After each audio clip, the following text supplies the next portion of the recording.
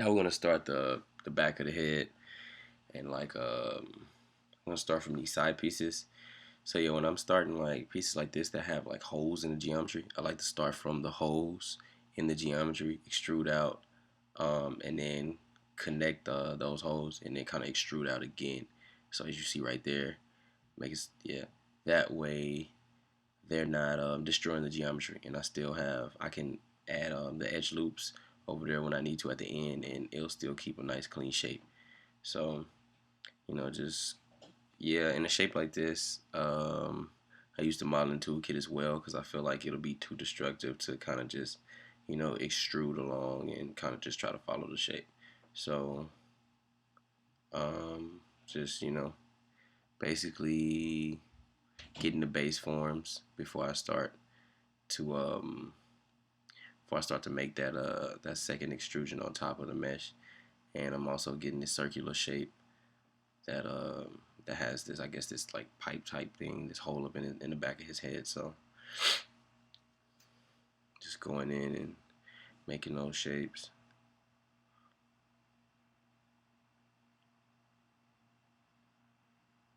And a lot of time you'll see me making extra edges and then deleting faces. That's because so when I'm basically planning for my edge loops, so when time comes for me to extrude the shape out and then clean it up, it's just gonna make everything a lot more smoother. Right there, I was trying to see about my symmetry line, kind of get that going. Let me go ahead and extrude that in like that. I missed a couple pieces, so I just went back.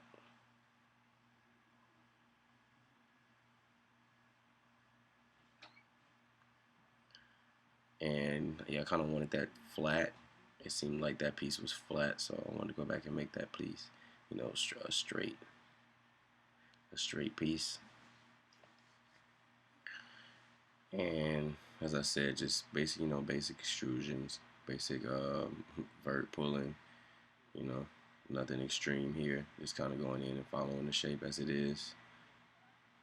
And yeah, right now I'm basically getting ready. You see me adding edge loops. I'm getting ready to extrude this top piece out. That's look like it's hitting on top of his the back of his helmet. And just making sure that I get the correct extrusions or the correct faces to extrude. That's gonna give me the shape that I want. And just check it in high res mode. Make sure it looks okay. Then I saved it out. Don't want to lose any more progress. That sucks. Losing progress always sucks. It always sucks redoing something you didn't think you were going to be able to accomplish in the first place. So it's like, yeah, it kind of sucks. Yeah, I didn't really concept out this piece, but if you look at the reference, the back of his head has this, I don't know, just weird sideways field goal shape, or double field goal shape, or if you will. It's kind of like I don't know, I kind of get like this weird double-sided staff from it. So just going in to make that piece seems like, yeah, it's like a weird connector piece, and I'm just basically going in and use the basic cube and just make that shape and just kind of plop it in there. Just kind of looking at the model here now, making sure I'm not missing anything, making sure. And here I'm getting ready for those small little indentions that you see in the back of his skull, or the back of his helmet. And right there, I was kind of making that. It's like this. I can't think of the term for it now, but it'll pop in my head later. It's a type of bevel that I was going for. And now I'm kind of playing around with the high res and getting ready to add my edge loops. And I'm trying to decide whether I want to just extrude the whole mesh to kind of close it off, or if I just want to close it off myself. Because if you'll notice, sometimes I don't necessarily always close off the mesh, because that's just it's a lot of extra geometry and B, it you're not gonna see it, so it's kind of like not needed. So, but some pieces, regardless, you do still have to close off for the tutorial, and for speed purposes. You know, I some pieces I kept open, but for a professional character, or like a studio character, then of course then I would completely close off every aspect. Well, depending on what they would need, because if they don't need it, some games try to keep the poly count as low as possible. So, and as you can see here, I'm just basically cleaning up the shape, going in and add my edge loops, adding those extra little details, cleaning up some problems that I end up having with some artifacts going on. So, and here like I said, I'm getting ready to extrude that little indentation that you see in the back of his helmet. So I'm just popping all those details. And then now I'm just basically getting that he has this circular extrusion in his head. And yeah, this is something that I've really started to take up.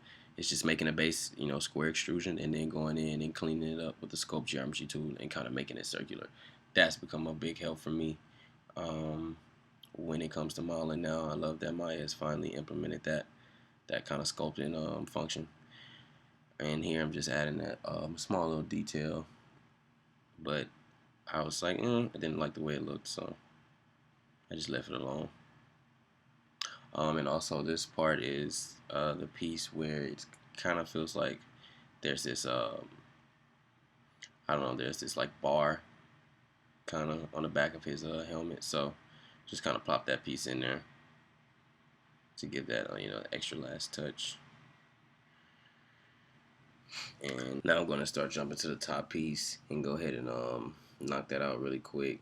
It's fairly basic. Like I said, modeling toolkit again. Just go in, create those basic shapes really quick.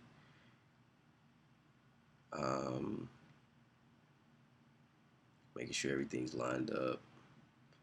Make sure my symmetry line is just about ready. I went in and basically I took took the model from being live, so I won't be able to sculpt on it again and extrude it in.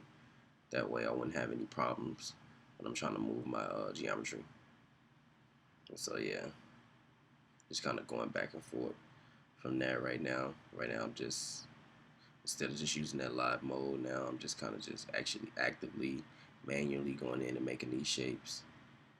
And just looking at the mesh, making sure everything is good, adding edge loops and just cleaning up the shape.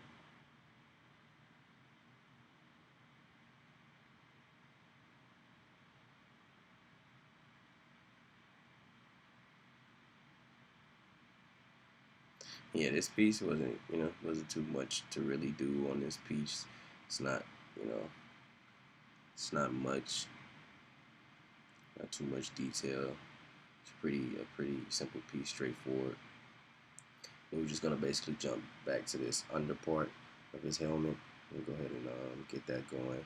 Right now I'm trying to analyze it, see how I want to go about it.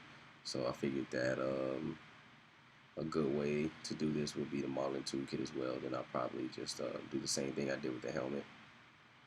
As you can kind of see now,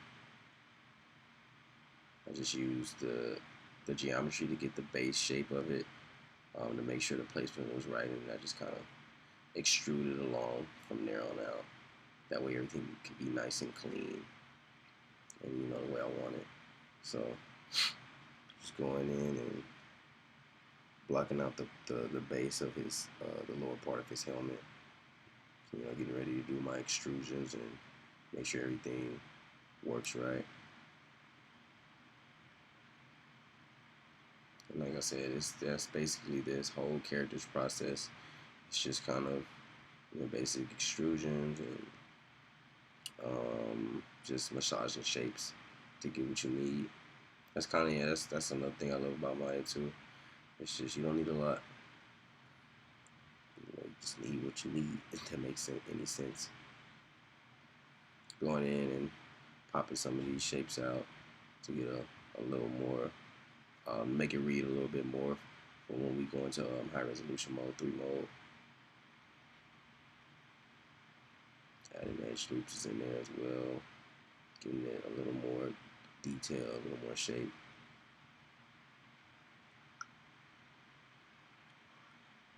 And yeah, if you just right now, I'm just kind of looking at you. Right now, I'm using like the hidden references for my main reference right now. So I'm kind of just looking back and forth at those and just modeling all those extra details in like that. And like I said, that's I feel like um, having the references are great to kind of just have them in there as reference images, but I feel like it still helps to kind of just freely create things and use your eye. That way you can train your eye instead of trying to trace everything. So, but you definitely want to have reference because reference is definitely key.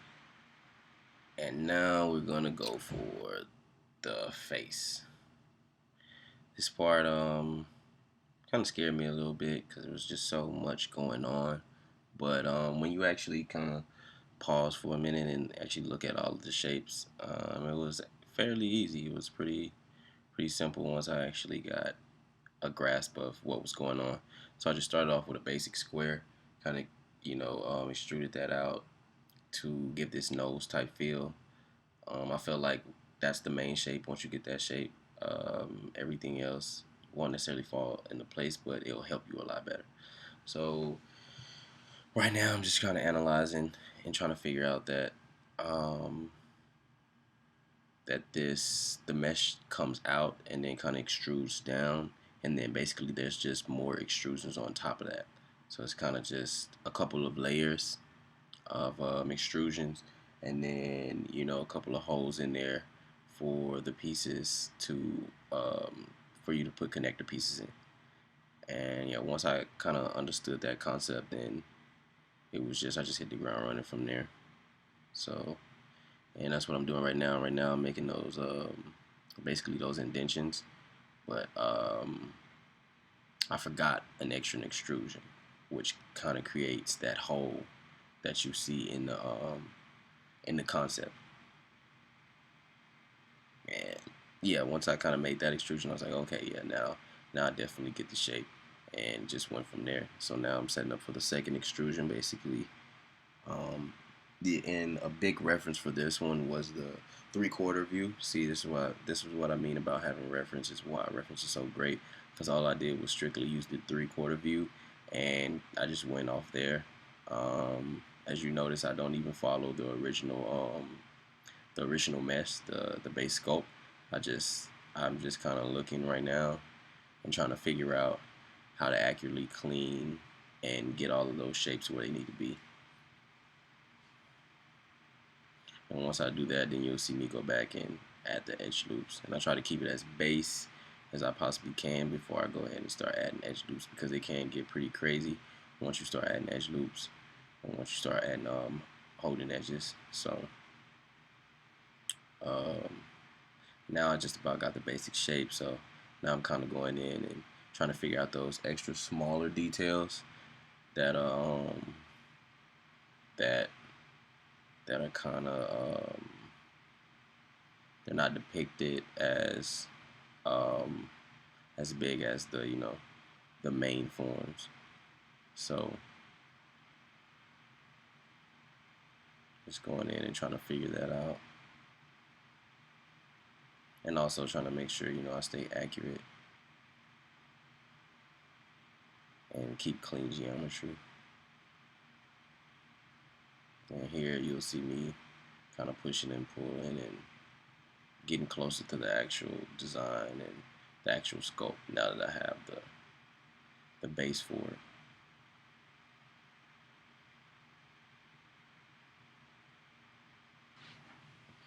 Continuing with the face, kind of lost some information on the sides when I was recording, but nothing too drastic that you wouldn't be able to get down from watching the other videos. It was just that little, I guess you can call like I don't know, it's just weird like mouth kind of shape. Um, that's kind of what it's reminiscent to me, like as if you was to see somebody's actual bone structure inside of their jaw, like in their teeth. So that's the part that I'm working on now, where those connector parts attach. So yeah, kind of looks like a like I said, kind of like this teeth type of thing going on. So right now I'm just creating that, and just like I said, going off the 3/4 reference to create those pieces and line those pieces up correctly. These pieces weren't too hard, just simple, just kind of simple square geometry. Also, I went in there and made that little leather part that looks like it's kind of just a cushion for the mask and the actual face mask. Just going in and cleaning that up a little bit. Checking everything, making sure everything is solid. Making sure I didn't really miss anything before I kind of start going in and cleaning up everything. So I noticed that it was also another piece, another jaw piece that kind of sits right in front of his main mask piece. So I went ahead and popped that in as well as a completely different piece. And that's another thing too. I see a lot of people kind of mistake and do. I probably should have did with this piece as well. Just broke it down into different pieces. Sometimes when you break it down, like if you just make each piece a small little project, that helps so much more, And now I'm getting that little hole that's in his nose, that extra little detail, and now you can really start to see his face come alive. Now you can actually see the character. And this is really important for me because I feel like if you can get the face of a character, that's what's going to draw people's attention. So if you can go ahead and make that stand out, then your whole character is just going to be it's just going to fall into place. Everything else is going to be it's going to be fine. You really want to get that focal point, which is the face, defined and accurate, and clean and aesthetically pleasing as well. So just kind of making that top nose part right now. Like I said, it's started from a plain basic extrusion. It's just yeah, that's really all you need in Maya. Is just kind of extrusions and edge loops. The advanced stuff comes like, I guess, when you're trying to do like speed models. But for this case, we're focusing on getting the character created completely. And at this point, we're almost done retopologizing. We're actually just about done. It's kind of just cleaning now and adding edge loops. Pushing and pulling certain things, positioning certain objects, and making sure that I'm not missing too many details. Because as I said, a lot of these details, extra details, are also going to be sculpted in ZBrush. But now that I have a nice clean mesh, and once it's retopologized, it will work for us a lot better. And they'll be a lot more production ready as well. So kind of bringing out these shapes to make them read better when you render them from afar. That's another thing too, being so close up. You kind of just gotta, like, for me, it's been trial and error. What reads well and how to make things read well, because you can get you can make your details too minute, and that'll kind of kill you. I realized that for a lot of my pieces that I have great details, but they're so minute you can't really see them. And just mirroring it over to see what it looks like, and yeah, I think it's looking pretty good for right now. Got a nice solid shape.